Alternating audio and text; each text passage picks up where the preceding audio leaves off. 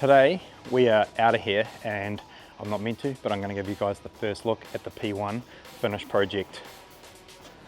Oh yeah, we were never building a full-size one. Like, how the hell are we going to afford to do that? Come have a look. We've done the custom rotiforms, custom rocket bunny, bit of trickery in the artwork, AI generated, so did a pretty good job I think with the editing. Yeah, Goodwood, we coming. We're down to the final week before MADMAC is unleashed upon the world and unveiled at Goodwood Festival of Speed. After a chaotic week of refabrication, shakedown testing and last-minute air freight rescheduling, MADMAC finally made it onto the plane and is now on its way to the UK. So let's see if Mad Mike has the same chaotic journey planned as he departs NZ with the crew. I'm a bit light, I'm missing a passport. No boarding pass. Mike is trying to find his passport. Last year I did 214 flights. And lost the passport 215 times. Let me get this. With only days until Goodwood, the boys head straight to the Lanzante headquarters in Petersfield.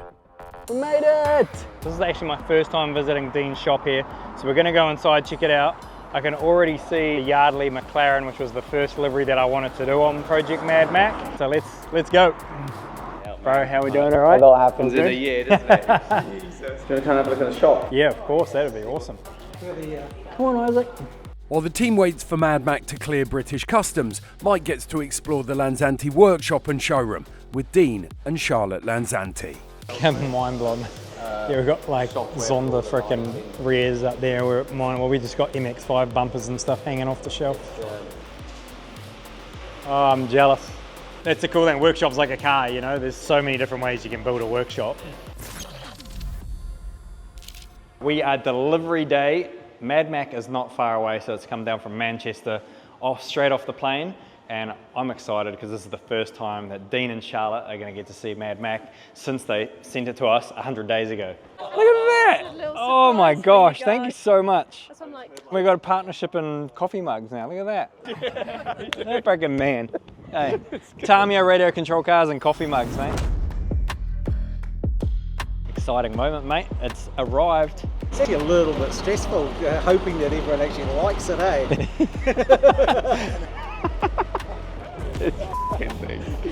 First thing I got to point out, look, touches the ground. It must be surreal for you guys to see it here now. I think about the car as itself, as its own character, and that it gets to travel and fly and experience life. Is that not cool? I know I should be waiting, but I can't f***ing wait. You see big race teams with hundreds of staff do something like this in a short period of time, but yeah, this is pretty wild. We'll end up doing pretty much a night mission on pulling this gearbox out, rebuilding the gearbox, changing the gear ratios. Don't lose his hands, because I can't drive this thing. If we f*** him over, we're in real trouble. It's here. MADMAC has returned to its original birthplace, now a fully matured and lethal drift machine. We gave it a quick fire up, of course.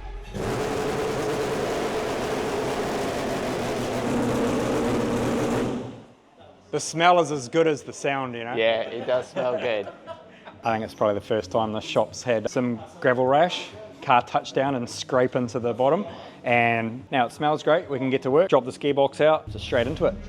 While preparing for disassembly and removal of the transmission in order to change the gear ratios, Alex spots a bolt that might be a vital shortcut and save them hours of work. We remove this bolt and then undo that bolt, this slides up, correct? Yes. Now we're going to heat that up, and if that goes up probably 30 mil, well, that'll allow a lot less work for us to drop everything else out to move the motor. And then the gearbox then will essentially just slide straight back. Yeah, we're pretty fortunate that we pulled the gearbox out to change the gears, because Houston, we have another problem. The issue we've had is with our spacer. It's about 4 mil too far out, so our ring gear has actually been smashing on the bell housing. The gearbox, which has already gone out the door, it's being loaded right now, so there's an all-night mission there. Dean's got a lathe, so we can machine 4 mil off it. Other than that, we should be good to go for all the parts by 10 o'clock tomorrow morning, and then it's full assemble, so we'll be good to go for Sunday morning.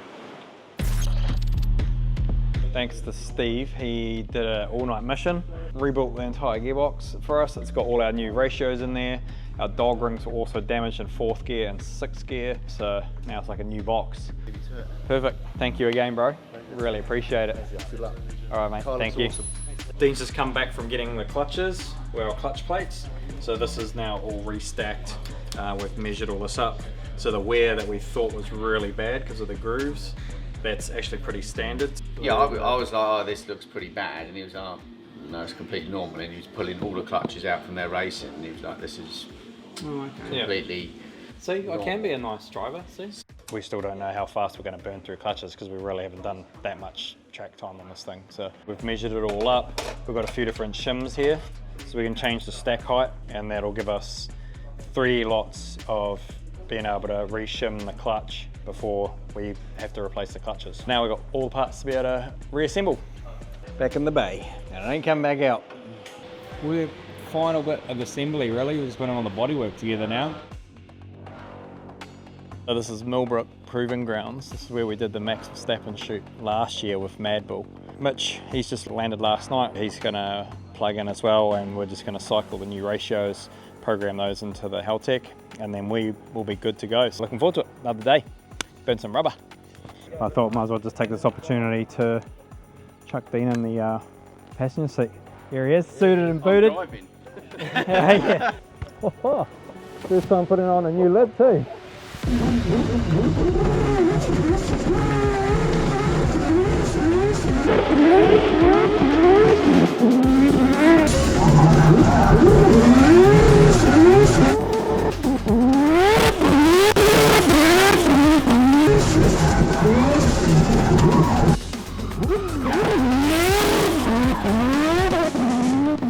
Ratios are good, that's the main thing.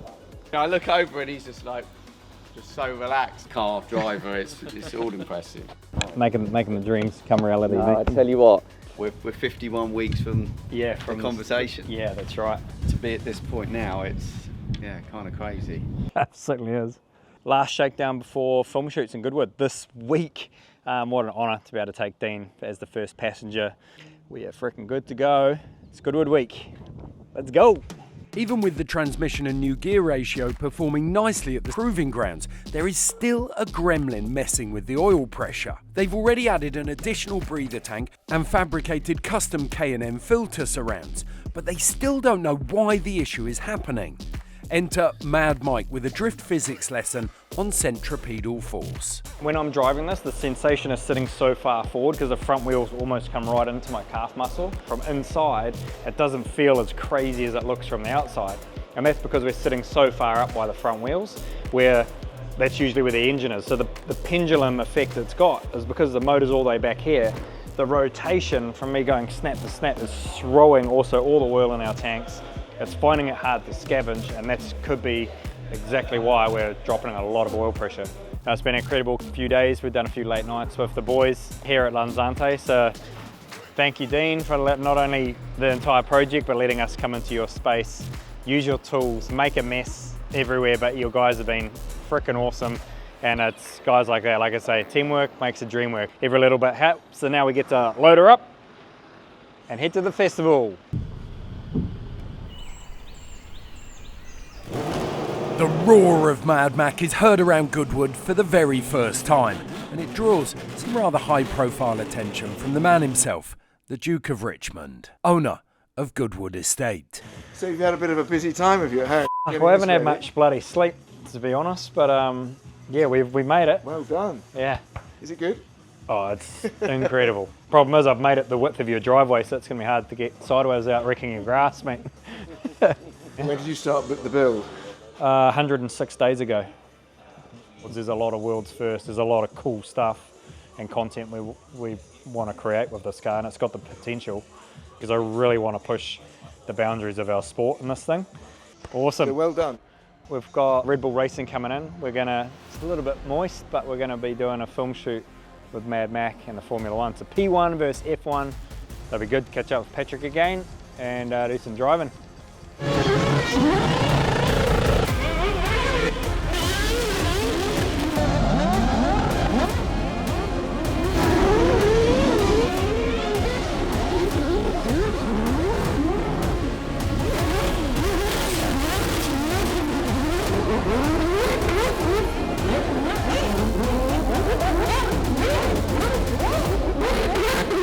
Patrick's friggin' crazy. That thing's got no steering lock. He's literally drifting it round through all the trees.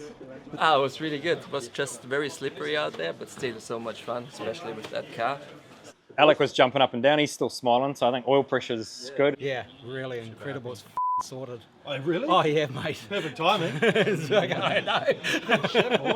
We've got Charlotte and Dean coming down, so I'm going to get to take them for a ride. The funnest part of my job is getting to take people in the hot seat, let them experience my adrenaline.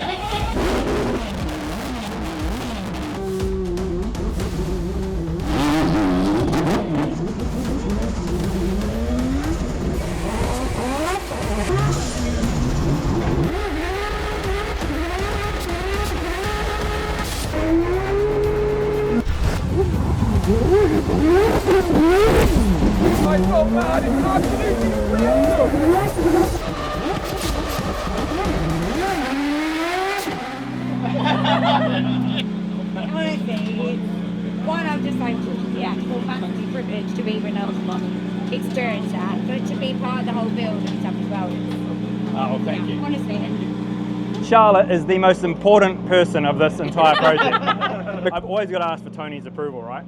Otherwise I'm going to get in a bit of trouble. So I know this would have taken Charlotte's approval of Dean being like, hey, I've met this guy, MADMAC from New Zealand, and he reckons he's going to chop up this Mclaren and turn it into a drift car. So I'm used to like being really aggressive. Yeah. But this car, if you're too aggressive, well, I mean, I can't wait till I can have the confidence to drive it really aggressive, because it's going to really be able to elevate drifting. We're loading up already. Why? Because we're going to Lanzante stand. Tomorrow we do our big reveal with MADMAC. Hey, can you guys want a big long walk, or can we hop over the hay bales? Oh, big long walk. Oop. Well, you're going to be the one that can't get over the hay bale. Here he goes, here he goes.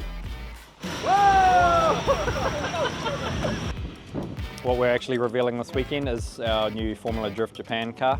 So the boys are just checking it out, it's just landed. Yeah, and we've got the good roll cage. So this is the new style roll cage that we use for Formula Drift. Full spec. This is where the discussion started a year after, and we actually have a wild Mclaren to reveal on the Lanzante stand. So we do the reveal here. So it's going to go on the main runway, which is pretty cool. We're going to have to try to get it around that tight as corner there, but lucky we got some Mad Lab friggin' steering lock in there. Piece of cake. Got the finishing touch. You're ready for this one? GTR X. Oh, last piece done. She's a finished piece of artwork, built to entertain the world. Let's frickin' go. Mind-blowing what we're able to create. Literally come from little New Zealand to the world's most biggest, historic, prestigious motorsport event to entertain. I build cars for enjoyment and hanging out with friends. I'm fortunate that this is my job and I get to do this every single day. I've been doing this for 16 years now with Red Bull, and doing the film productions where it really showcases everyone that puts in the effort, everyone that commits. You know, they talk about, oh, I must be lucky, blah, blah, blah. Man, my team work harder than anyone else. The vision, the creation, the technology, and then the belief, and never stop challenging. And there's so many parts on this car that are world's first. And if I can level up everyone that supports me as I rise and they rise, that's the frickin' dream right there. I feel like I've absolutely frickin' kicked my kids and family to the curb for the last 100 and something days, because we come home at midnight. I come home at midnight. Tony's still working, doing emails. Like, Link won the first round of the New Zealand Nationals.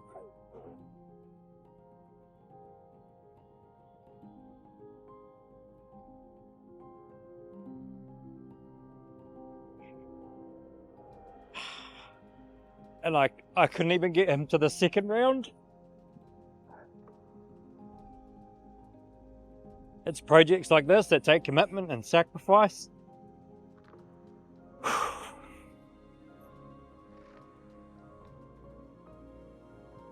love you, though. But he respects and knows this is life. And to live the dream, like you say, it's sacrifice. It's not just building cars and oh, it's luck. There's fucking no luck in it.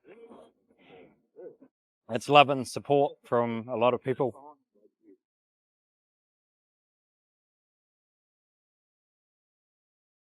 Thank you everyone for the support.